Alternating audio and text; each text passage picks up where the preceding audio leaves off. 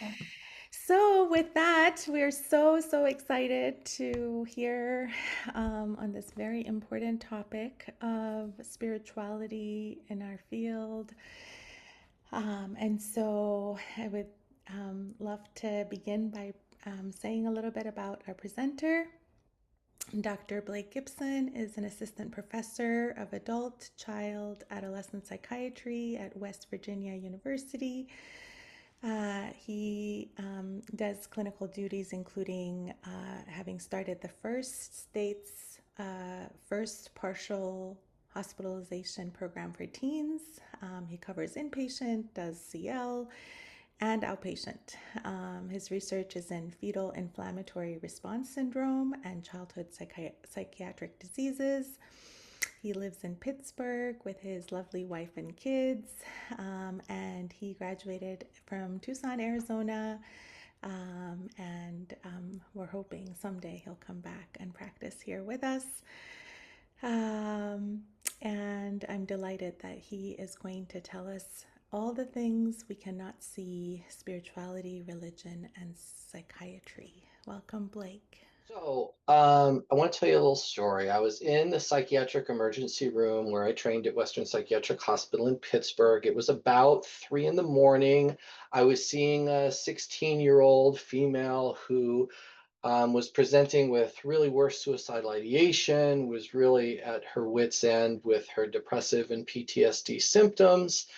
And while I was sort of doing the evaluation, she turned to me and said, "Dr. Gibson, why did God let all of this happen to me?" That caught me off guard. I didn't really know what to say. I'm not a clergy member. Even if I was, I don't know if I would know the answer. And I found that to be just such a powerful question from my patient about their trauma, its meaning in their life, the role it had played, and how that was connected to their current symptoms. And it sure caught me flat footed. So I think today, having had some of those clinical experiences, I'm really wanting to bring to discussion a topic that we don't talk, I think, enough about in psychiatry, which is how religion and spirituality intersect with our work, and how can we work together and harness it for the greater good of our patients. Just so we're all on the same page, I'll kind of propose a definition for today's talk of religion and spirituality. We can talk a little bit about the neurobiology. Religion and spirituality is an awfully tough thing to measure. So how could we do that? What's the evidence in kids as it relates to spirituality and religion and mental health? And then the clinical applications. So, you know, Plato, long time ago, kind of knew that if you separate the soul from the body, that was a really bad move. And Descartes, whom I have it out for in the 1700s, said the mind and the body are separate, right? And that's it. That's the end of it. And so we've been picking up the pieces from that schism for hundreds of years, right? The mind and the body aren't separate, right? I'm preaching to the choir.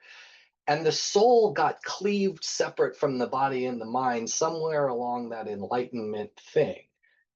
And I think that's really silly and, quite frankly, incorrect, right? Illness generally raises questions of why me? Is it ever going to get better? Does my suffering have any sort of meaning or purpose? And psychiatric illness in particular, I think, calls forward those questions, right? Depression, suicide, death, trauma. I mean, what's it for? Why did it happen? What do I do with it? But see, in psychiatry, we have a stigma of ownership, right? Oh, you're depressed because you're not doing enough. You need to go get out there and you'll feel better, right? Your substance use is your poor choices, right? And so implicit to psychiatric illness often kind of is this like, well, you own the problem, you own the solution, you're the reason, you're not getting better, which then connects back to the spirit, right? And how do you feel about yourself? So, for the purposes of this talk, religion is a formal, institutional, outward expression of the sacred. Spirituality is the opposite. It's internal, it's personal, it's emotional. You can be one without the other. You can be both, you can be neither, right? And religion and spirituality, even though we can use those terms interchangeably, are also very easily conflated, right? As part of the JCO requirements, everybody who comes into the hospital is asked religious affiliation. You know, oh, I grew up Catholic. Well, what does that mean? Like religious affiliation can get conflated with current beliefs, says nothing about how you interact with that spiritual system, right? So, we can conflate a lot of these things. I really like a researcher in this realm's Michelson's definition that, religion, spirituality, what we're really talking about is connections that make us human. So the neuroscience of religion and spirituality and health is really interesting. And one of my favorite books, written a few years ago by Dr. Newberg and Waldman, took a group of Franciscan nuns doing the centering prayer and Buddhist monks doing a visualization exercise and sort of put them in a SPECT scanner and looked at cerebral blood flow. And what they saw was very fascinating. While engaging in spiritual activity, big prefrontal cortex light up. So the area of the brain that's going to control focus and emotional regulation gets really lit up. And they also saw enhanced inferior parietal lobe function, right? So that sense of self and that interconnectedness, right, was kind of lighting up. In the frontal lobe, related to executive function, all lighting up. Other studies done by these researchers and others showed anterior signaling cortex involvement. So, is it possible that spiritual exercises, spiritual engagement actually maps onto a neurobiologically recognizable region, cortical tract, neural network? And does that then explain why unity, connectedness, stress reduction, overall well being are outflows frequently of engaging in spiritual activities, right? I think there is a neural biologic, connection. Now, here's where the talk gets really weird today. What about quantum physics? You may know a little bit about this, but in case you don't, let's talk about a couple of concepts. So there's this idea of complementarity, where a light wave, beam, thing, light, is either a wave or a particle, depending on who's looking. Okay, so a thing changes depending on who's looking at it. It can be one thing or it can be the other thing. That's kind of crazy. There's also been a lot of work at the CERN particle accelerator in Switzerland, that big tube that's over a kilometer, and they like shoot, subatomic particles in it and see what happens. And a few years ago, they were going to make a black hole and kind of freaked everybody out. Um, well, there's this concept of entanglement, right? So you separate a subatomic particle by an impossible distance, a whole kilometer. I mean, that's like a universe away for a subatomic particle. You wiggle one, the other one wiggles. They're entangled across an impossible distance. So, is it possible, as Deepak Chopra suggests, that the quantum physics of our reality enters into our brain, right? And we are entangled with one another, even across distance, time, death, life? Is it possible that things are different depending on how we look at them, and the act of looking at them differently changes the thing itself, not just our perception? If you follow me? And so Deepak Chopra, in his book, You Are the Universe, really suggests some really interesting things, and sort of this idea of a co created reality. So, abracadabra, that old phrase, in the literature of like, comes from Hebrew or Aramaic that basically says, I create as I speak. Is some of our reality created as we perceive it and will it, right? You see this on TikTok all the time now. If you just manifest something, it'll happen. Is it possible there's actually something to that on a quantum physics level? So I think this concept is really fascinating to connect to modern psychiatry, because I think we've traditionally thought of it as, well, if you change your perception, you will better cope with the reality. But what if changing your brain changes the reality? I told you this was going to get weird. So whenever we talk about child psychiatry, we have to think about development, right? And there's actually been some studies over the years where people handed kids a pen and paper and said, would you draw God? Like, what is God? What is the spiritual being to you?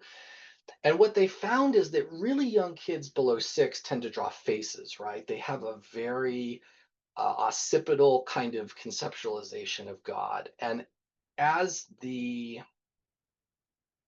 age increases, there's almost like a rostral caudal progression of God, so to speak, right? Like as they get older, God is drawn more as people and symbolic images. And then by the time they're in adolescence, it's typically a very symbolic representation of God, suggesting that our patients view spirituality along developmental lines. And as they go through development, they will conceptualize things differently. And in fact, this stages of faith development was developed by James Fowler, kind of like Piaget or Kohlberg, right? So, like, hey, when you're a little preschooler, God is like this story, right? Like, there was a flood and there was like this stuff and there was a boat, just to use Christian analogies in this particular example.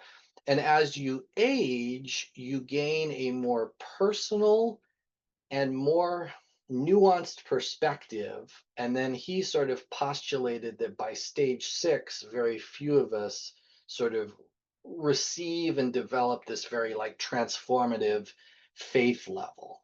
So I bring this up because you're all kind of cap child, oriented, or many of you are, to sort of remember that when we talk about spirituality and religion in our patients, there is a developmental continuum that they may be on. And even though, like George Bach says, all models are wrong, some are probably useful. So this, I think, is a useful way to kind of remind yourself where on a spectrum of development your patient may be. So I'll skip over this piece because I want to save some time here, but there's been some really interesting trends in kids in America and religious belief. For the longest time, it was falling. And recently that has leveled off. And boys and girls are now equally likely to be unaffiliated, older teens more so, but there has been a real interest in masculine Christianity. There's been a real interest in TikTok on what different religious beliefs say. Um, and in America, at least, and this was adult data, 81% of people say that there's some spiritual being beyond the natural world. So even if they don't affiliate themselves with a religious tradition, in this country, a ton of our patients have some kind of spiritual belief. So the nuns, None, doesn't mean nothing, right? There's a lot of our patients who sort of have this. So how do you measure religion and spirituality? Okay, you said, Dr. Gibson, don't ask what you grew up as. Okay, that's not good enough. Well, how could you measure it? Well, there's a construct that Shaver has developed that has 4 big domains: connected to others, connected to self, connected to nature, and connected to the transcendent. And there's sort of interlocking transdiagnostic frame. And I love this because regardless of the religious tradition, I think this is a really good way to conceptualize how someone might be interacting with religion and spirituality. Even if they don't have a religious tradition, I think most people talk about a connectedness to nature and an experience they had in that regard. So let's just spend a minute on a couple of select studies related to children's mental health and child psychiatry. So, in this particular study, higher levels of spiritual connectedness was inversely related to substance use and voluntary sexual activity. Maybe a little more helpful for girls than boys, but was consistent across ethnic groups. So, as a health promoting paradigm, religion and spirituality seem to encourage health outcomes through an intermediary kind of frame in this study. Is it just because religion has rules a lot of times and like, hey, it's against my religion to do these drugs? I think that's overly simplistic. I really do. I think a lot of religions don't have prohibitions specifically against marijuana, and yet the people who are participants in that use less of it. I think a lot of it has to do with hope and meaning and community and these other intermediary outcomes that come from the religious or spiritual involvement. Now, this study identified less depressive symptoms. I don't know if you all have seen the CDC youth survey data from 2 years ago, and the overwhelming amount of young people who are lonely and have no meaningful social connections. So, this is a confounder, right? Like if you go to church every Sunday and you're going to the potluck or you're going to mosque every week, that's a social support system. Is it the religion or is it just the support system or is it a little of both, right? So, there's a confounder here, but I think religious coping, which we will talk about later, can serve to help make meaning out of a difficult situation. So I think that it would be overly simplistic to say, well, religion and spirituality helps your mental health because you're around more people that care about you and social connections are important. Or, you know, your book says to not do this negative health thing behavior, so you don't do it as much. I think that's a little overly simplistic to explain how religion and spirituality impacts health. Um, Using a similar intermediary framework, Michelson's group looked at a cohort in 8 countries, kind of mostly Europe and Canada, 42,000 pre adolescent kids, and they found a very strong connection to spiritual health and positive mental health. And interestingly, if you remember back to that Shaver diagram, connected to others, connected to self, connected to the transcendent, and connected to nature, connected to self was more important than connected to the transcendent. Oh, no, that's interesting. So this then says it's not even just that you're connected to the transcendent when you engage in religious spirituality, but you're more connected to yourself. Well, that tracks with what Newberg showed, right? Those brain regions that are lighting up, some of them have to do with interconnection, self reflection. So, is it possible actually that some of the engagement in religion and spirituality is actually a helpful vehicle to connecting you with yourself? And that's an important ingredient. Other researchers who have looked at specific ethnic groups in the United States, like Black Americans, have shown a really powerful association with self esteem and church attendance, school attendance, risky behavior, delinquency, and religious involvement, right? So when we look at communities who are marginalized in our society, here is something that is working against the marginalization, is against the isolation, against the structural, racism that they may be facing. Um, Religion and spirituality is not always positive, right? There have been studies that show, well, LGBTQ youth sometimes actually see a negative or harmful association with religion and spirituality. But the devil, to use a pun, is in the details, right? Because those of that community that have a religious involvement that is supportive, it's not negative, right? Right. So religion and spirituality, while not always positive, certainly has the ability to be so. And then Freeman showed a really interesting study where parental religiosity increased adolescent health. So here we are, trying not to blame the parents, but also not treating the kid as an island separate from the family system or the community systems that they're in. And it turns out that's true for religion and health too. Parental involvement in religious and spiritual stuff trickles down to the kid.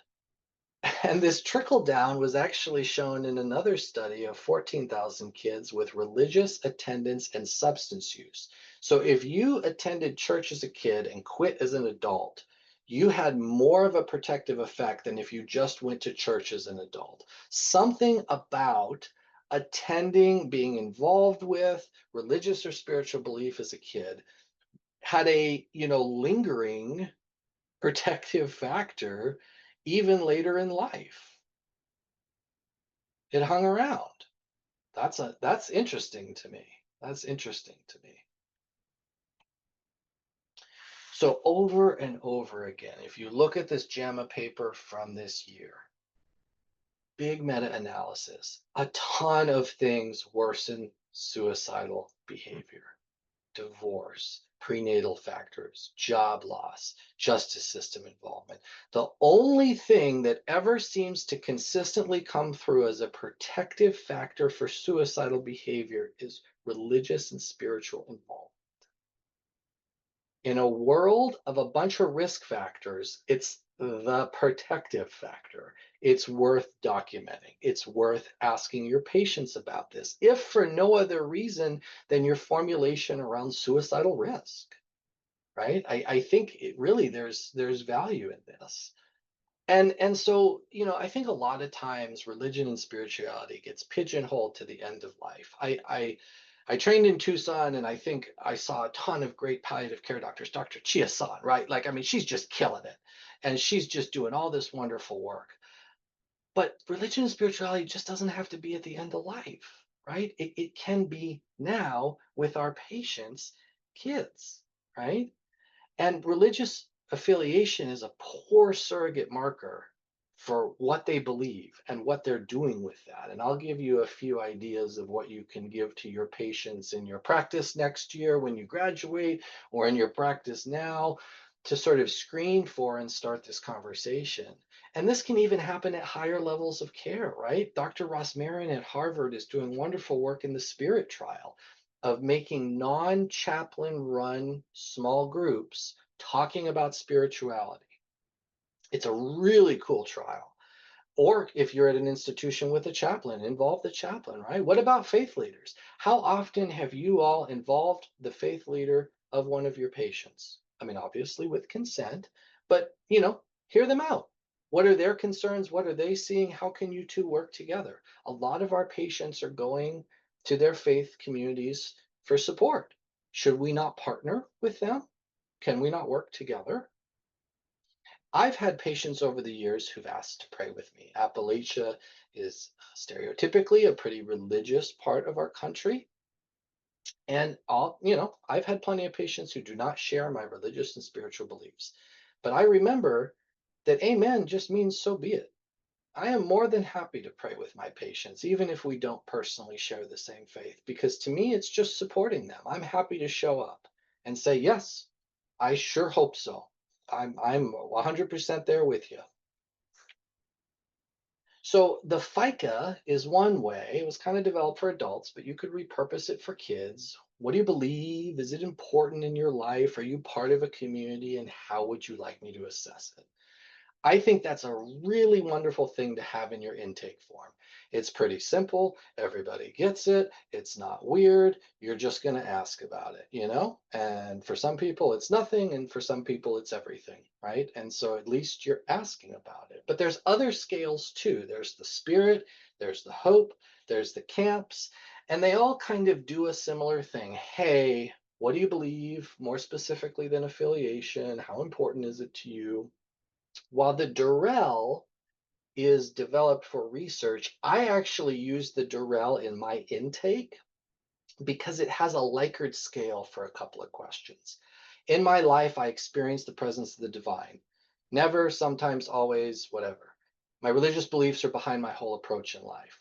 I like that because, again, I'm trying to get a sense of more than just affiliation. Like, so how often are you reading the Torah? How often are you going to religious service? I like to kind of figure out, not that it means they're truly a believer or not. I'm not placing any value judgment on how good of a whatever they are. I'm just trying to understand what they do, and how they spend their time and what experiences they have. I think spiritual injury is not something we talk enough about in psychiatry, in part because I think we're kind of afraid of it, right? So a patient comes in, and spiritual injury can be defined as the disconnection from the higher power or sense of meaning. I have all of these depressed patients who say, what's the purpose? Why would I finish high school? What, nobody cares if I live or die. Like, they have a level of spiritual injury. They are disconnected from their purpose, their meaning, and in many cases, their higher power. And so I think it's worth sort of asking about that. Like, you know, because I love DBT, I love CBT, I love MBT, I love IPT, but you know what modern therapy techniques do an awfully poor job of addressing is the why. It is not a hot thought to say God abandoned me. Okay, that isn't in the CBT manual.